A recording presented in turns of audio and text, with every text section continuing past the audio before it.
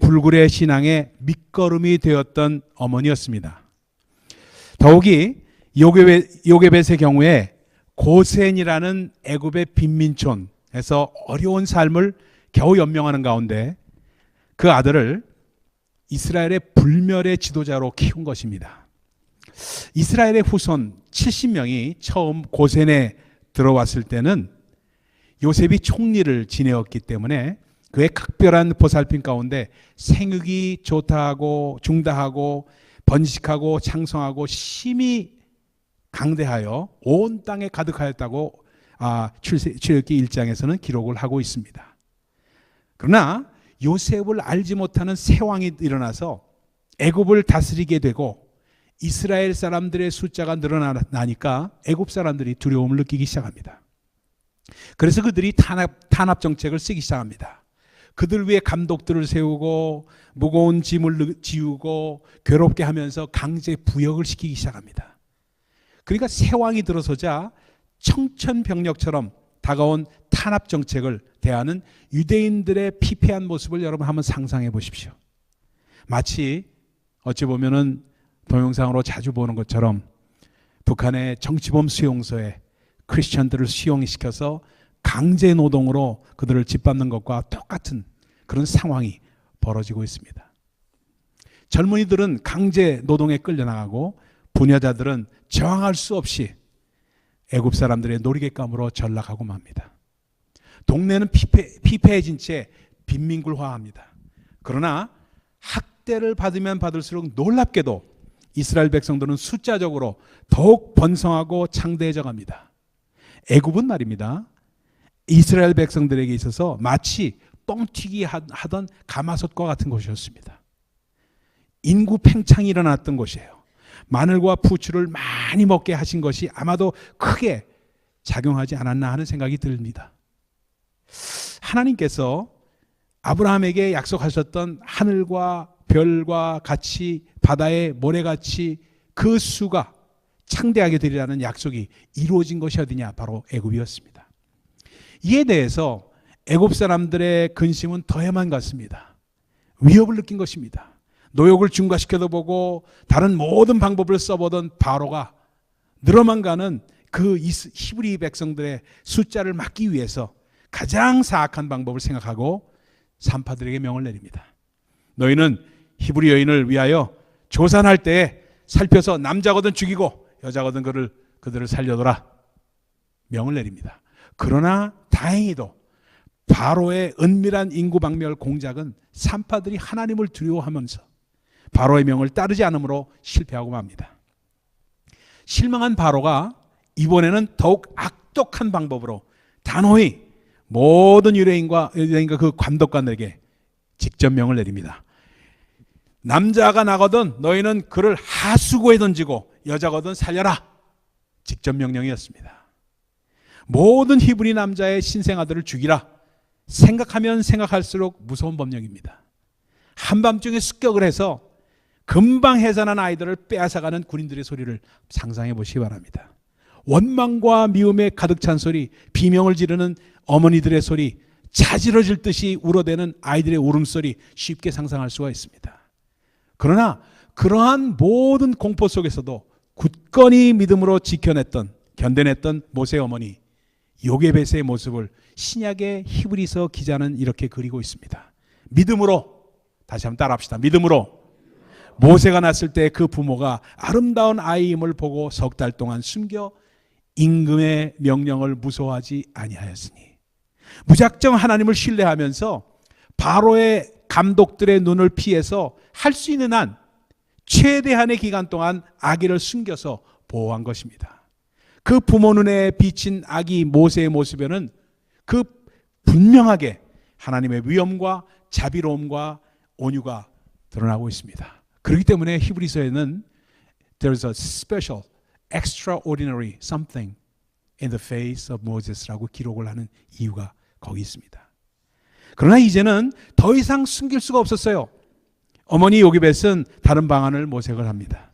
갈상자를 가져다가 역청과 나무리를 칠합니다. 아이를 거기 담아 나일강 하수가 갈대 사이에 둡니다. 그리고 아이의 누이 미리암을 시켜서 멀리서 지켜보게끔 합니다. 때마침 바로의 딸이 모욕하러 하수로 내려오고, 그리고 시녀들은 하수가에 거닐 때 바로의 딸이 갈대사의 상자를 보고 시녀를 보내서 가져오게 합니다. 상자 뚜껑을 열고 보니까 아이가 우는지라 공주가 불쌍하게 여기면서, 그렇게 여길 때에 누이 미리암이 틈을 타서 나가서 공주에게 말합니다. 내가 가서 히브리 여인 중에서 유모를 불러다가 당신을 위해서 이야기를 젖먹이게 하리이까? 치밀하게 계획되고 치밀하게 짜놓은 어머니 요게벳의 계획대로 착착 진행된 것입니다. 이렇게 해서 요게벳이 아기의 유모가 됩니다. 그녀의 계획이 멋들어지게 들어맞은 것입니다. 놀라운 것은 이 계획을 이루고자 아기 엄마로서 과감히 아기를 포기할 수 있었다는 것, 너의 주님의 손에 아기를 맡긴다 하는 그 마음이 노래에서 나온 것처럼 담대함이 그녀에게 있었던 것입니다. 그것을 히브리 기자는 믿음이라고 표현합니다. 믿음으로 그녀는 어머니의 본능인 자식에 대한 염려를 떨쳐버리고 살아계신 하나님의 손에 그를 맡긴 것입니다. 이것이 바로 요게벳의 믿음이었습니다. 하나님께서는 요게벳의 믿음을 인정하시고 모세의 발육 시기에 유모로 아기 곁에 있을 수 있도록 허락해 주신 것입니다. 모세가 얼마 동안 유모인 친엄마 요게벳의 품에서 자랐을까? 기껏해야 제가 보기에 5년 정도였을 것으로 생각합니다. 그 5년 동안 성경에는 나와 있지 않지만 어머니 요게벳은 아기 모세의 영혼에 순간순간마다 믿음을 불어넣어 줬을 것입니다. 아기에게 젖을 먹이며 하나님의 사랑을 노래로 들려줬습니다. 그게 요게벳의 노래입니다. 그녀가 기도하는 동안 모세가 따라서 발음할 수 있었던 첫 번째 단어가 과연 뭐였을까? 저는 암만 생각해봐도 야뿐이 없습니다. 야, 할렐루야 할 때 야입니다. 할렐루야 할 때 야예요. 야는 하나님이란 뜻입니다. 히브리 말로 하나님이란 뜻인 야를 발음을 하면서 리피트 시켰을 겁니다. 그것을 가르쳤을 거예요. 정성을 다해서 노력을 하며 혼신을 다해 자신의 영혼에 그 믿음과 사랑을 아기에게 전달했을 겁니다. 그 어머니를 통해서 모세는 두 가지 중요한 교훈을 배우게 됩니다. 그는 어머니로부터 하나님에 대한 믿음을 배웁니다. 여러분, 믿음은요, 배우는 것입니다. 믿음은 배우는 거예요. 사도 바울은 그것을 믿음은 들음에서 나며라고 말씀을 하고 있습니다. 믿음은 가르치고 배우는 것입니다. 또한 모세는 어머니로부터 두려움 없는 용기를 배웠습니다. 요게벳의 믿음은 어떠했습니까? 바로의 분노와 처벌에 대한 두려움을 초월한 담대한 믿음이었습니다. 그 어머니의 용기가 아들에게 심어져서 믿음과 담대함이 모세의 삶과 인격에 배어나왔던 것입니다. 히브리 기자는 조심스럽게 신약에서 어머니 요게벳의 믿음과 아들 모세의 믿음을 같이 대입해서 적스타포지션이라고 그러죠. 병렬식으로 해서 설명을 합니다. 요게벳의 석 달 동안 아기를 숨겨서 임금의 명령을 무서워 아니한 것과 모세가 임금의 노함을 무서워 아니하고 애굽을 떠나서 미디안으로 떠난 것과를 비교하면서 설명을 하고 있습니다. 부모나 자식이나 세상 임금의 노함을 결코 두려워하지 않았던 것입니다. 오직 하나님만 두려워하였던 것입니다. 모세가 도대체 어디서 이런 용기 있는 믿음을 배웠을까? 어렸을 적 어머니 요게벳으로부터 배운 것입니다. 이제 오늘 말씀을 통해서 몇 가지만 간단하게 어머니 날의 교훈을 배우고자 합니다. 모세 어머니 요게벳이 어린 모세에게 젖을 먹였던 그 모습을 통해서 우리에게 몇 가지 진리를 알려주고 있습니다. 첫 번째입니다. 그녀가 심어줬던 모세에게 심어줬던 신앙은 그럼에도 불구하고의 신앙입니다. 따라합시다. 그럼에도 불구하고. 다시 한번 합시다. 그럼에도 불구하고. 감사합니다. 우리는 자녀를 키울 때 항상 어찌 보면 미국에서도 그래요. 학군 좋은 곳을 찾아다닙니다. 그런 곳으로 이사를 가려고 애를 씁니다. 나쁜 거 아니죠. 때로 무리를 할 때도 있습니다. 그런데 어린 모세가 태어난 환경을 한번 생각해 보십시오. 쓰러져가는 헛간 같은 집이었습니다. 빈민촌, 요즘 말로 한다면 게로라고 표현할까요? 영어로요. 유대인에 대한 일방적인 편견과 차별, 그리고 폭력적인 학대가 있었던 곳입니다. 어느 것 하나 모세를 키우면서 좋은 환경이라고 여길 수 있는 것은 없었습니다. 그러나 우리 하나님은 악을 선으로 바꾸시는 그러한 하나님이십니다. 물론 나쁜 환경은 자녀 교육의 나쁜 조건으로 볼 수 있지만 하나님은 그러한 환경에 제한당하지 않으시는 분이십니다. 그리고 우리의 삶을 변화시키는 풍성한 은혜로 역사하십니다. 이것이 바로 그럼에도 불구하고의 신앙입니다. 두 번째입니다. 두 번째 요게벳이 모세에게 심어준 것은 어머니의 막대한 영향력으로 나타났습니다. 우리는 자녀 교육에 있어서요, 환경은 지나치게 과대평가를 하는 반면에 어머니의 영향력은 지나치게 과소평가하는 경향이 있습니다. 어머니 요게벳의 5년이라는 짧은 시간의 양육이 모세의 전생에 엄청난 영향을 미쳤습니다. 물론 그녀의 희생은 고통스러웠지만 어머니의 믿음과 용기는 아마도 아이의 전 인격의 토양이 되었고 결국 모세는 이스라엘 백성들의 그들을 해방시키는 일을 감당할 수 있게 된 것입니다. 신약의 히브리 기자는 이 점에 착안해서 어머니와 아들의 두려워하지 않는 불굴의 성품을 다시 한번 강조하고 있습니다. 그 어머니의 그 아들이라고 두 분의 믿음을 함께 소개합니다. 오늘 요게벳이 우리에게 들려주는 메시지는 자녀 교육이 아무리 힘들고 자신의 생각과는 정반대의 결과로 나가는 것 같이 보여질지라도 절대로 포기하지 말라는 것입니다. 우리가 포기하지 않았을 때 결국에 가치 있는 결과를 보게 된다는 것을 강변하고 있습니다. 어머니의 양육을 통해서 자녀에게 끼치는 영향력은요, 영원합니다. 자녀들이 어렸을 때는 어머니의 사랑에 감사할 줄도 모르고요. 그리고 아무리 좋은 말을 해도 잔소리로 여기고 귀찮아합니다. 제가 애들 키웠을 때도 그랬어요. 저희 집사람 그냥 잔소리하면 아주 싫어합니다. 지금도 싫어해요. 그런데 때로 엄마의 말을 막 무시하는 것 같이 느껴질 때도 있어요. 기분 나쁘죠. 섭섭하죠. 그런데 어머니 여러분, 여러분께서 자녀들에게 끼친 영향은 자녀들이 아무리 지울래야 지울 수가 없는 것이라는 사실 기억하시기 바랍니다. 애들이 누구한테 믿음을 배웁니까? 어머니에게서입니다. 어머니가 자녀들에게 베갯맛에서 눈물을 뿌리며 기도한 것은 절대로 잊혀지지가 않습니다. 왜냐하면 그 기도는 영혼에 새겨지기 때문에 그렇습니다. 우리가 잘 아는 디모데를 여러분 기억해 보십시오.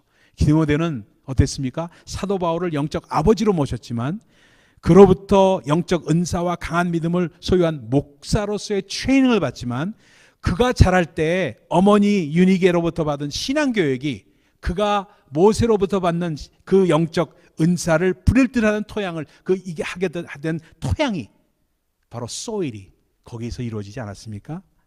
하나님께서는 우리에게 능력을 주시지만 우리는 가정에서 어머니로부터 그 하나님의 능력을 담을 수 있는 그릇, 신앙의 토양을 배양받는 것입니다. 그렇기 때문에 어머니들의 양육은 절대로 과소평가할 수가 없다는 겁니다. 한국에 있는 신현수 씨라는 분이 계세요. 그분의 간증은 이 점을 우리에게 각인시켜 줍니다. 그분의 간증을 잠깐 소개할게요. 유난히 고집이 세던 나는 어린 시절 어머니에게 많이 맞고 자랐습니다.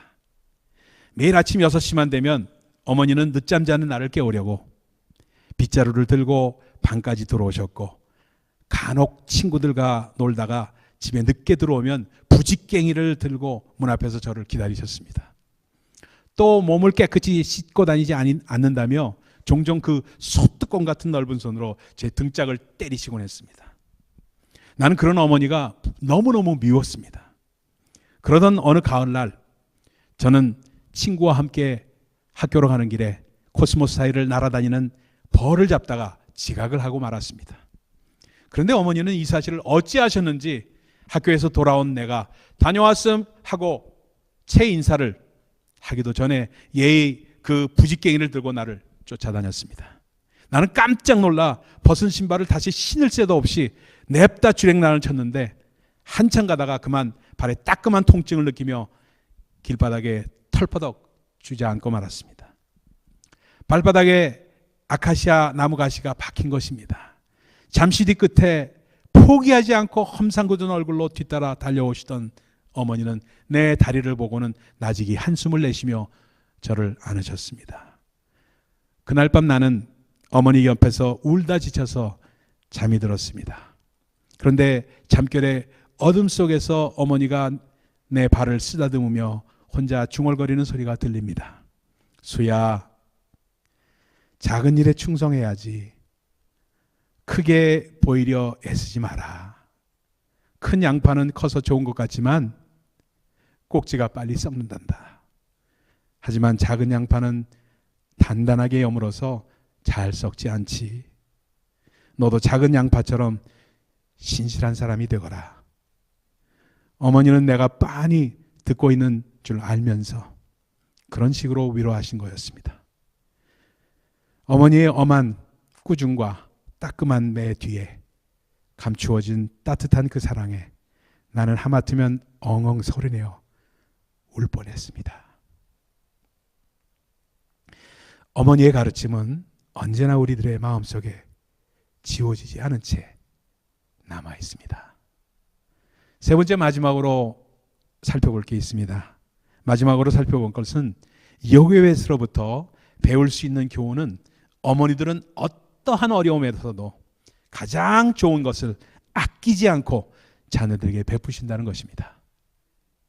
그렇기 때문에 그 영향은 더욱더 큰 것이라는 사실입니다. 여교회에서의 사랑은 모세를 위해 자신의 목숨이 경각에 달린 것을 전혀 돌보지 않고 주는 그런 사랑이었습니다. 여교회뿐만 아니라 우리 어머니들은 생각할 때 가장 먼저 기억되는 것이 뭡니까? 아낌없이 주는 사랑입니다. 아무런 이기심이 없는 사랑, 어찌 보면 인간의 사랑으로 가장 하나님의 사랑에 가까운 주는 사랑입니다.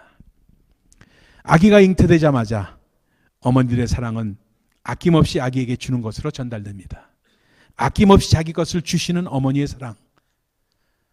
또 하나의 간증입니다. 인천의 강현숙 자매의 간증은 아낌없는 어머니의 사랑, 그것을 우리에게 보여주고 있습니다. 몇 년 전 1월 1일부터 동생들과 저는 비밀리에 돈을 모으기 시작했습니다. 신혼여행도 못 간 엄마와 아빠를 제주도 여행이라는 일이라도 시켜드리기로 한 것입니다. 그것으로 지금껏 딸 셋을 뒷바라지하느라 고생하신 부모님의 은혜에 보답하고 싶었습니다. 우리는 하루에 500원씩 저금을 했는데 선물 받은 예쁜 저금통 대신에 천으로 만든 낡은 필통을 이용한 것은 혹시나 눈치 빠른 엄마에게 들키지 않기 위해서였습니다. 필요한 돈을 다 모으게 되는 그날이 얼마나 기다려졌는지 모릅니다. 몇 년이 지난 뒤 어느새 목표했던 날이 다가왔습니다. 그런데 얼마 전 저는 아주 큰 실수를 저지르고 말았습니다. 필통에 모은 돈을 통장에 넣어두었는데 그 통장을 책상 위에 올려놓고 화장실에 갔다 온 사이에 엄마가 그것을 본 것입니다. 잠시 뒤에 엄마는 저를 붙들고 동생 학비가 모자라는데 그 돈을 얼마 동안만 빌려달라고 하셨습니다. 부모로서 자식 앞에 돈 얘기를 꺼내는 것이 얼마나 어려운 것인지 빤히 알고 있었지만 그래도 그 돈은 어머님, 부모님 여행 보내드리기로 한 돈이라 어떻게 할지 참 난감했습니다. 하지만 아무 말씀도 못하고 그저 한숨만 푹푹 내쉬는 엄마를 보니 너무 마음이 아파 자초지종을 말씀드렸습니다. 그 이야기를 듣고 엄마는 누가 그런 돈 모으라고 했어요? 하고 버럭 화를 내시더니 방을 나가버렸습니다. 당신을 위해 돈을 모아둔 자식 앞에서 못난 모습을 보인 것이 속상하신 것 같았습니다. 저는 고민하다가 다음날 아침 둘째 동생에게 등록금을 내라고 통장을 건네주었습니다. 동생은 처음엔 놀랐지만 엄마의 마음을 아프게 하지 말자는 제 말에 고개를 끄덕였습니다. 그 뒤 엄마는 그 통장에 대해서 다시는 묻지 않았고 저와 둘째 또한 그 일을 한 번도 입 밖에 꺼내지 않았습니다. 그런데 참 난처한 것은 이를 모르고 있는 막내 동생이 아직도 철없이 언니 내가 밀린 돈이 얼마지? 이번엔 내가 낼 수 있어 하며 뚱딴지 같은 소리를 하고 있다는 사실입니다.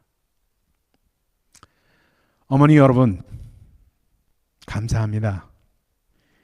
저희들이 이만치 된 것도 여러분의 기도와 사랑 때문입니다. 건강하세요 여러분. 천국 가는 그날까지 기도와 간구로 하나님을 의지하시면서 평안하시고 기쁜 나날이 되시기 바랍니다. 사랑합니다. 해피 마더스 데이.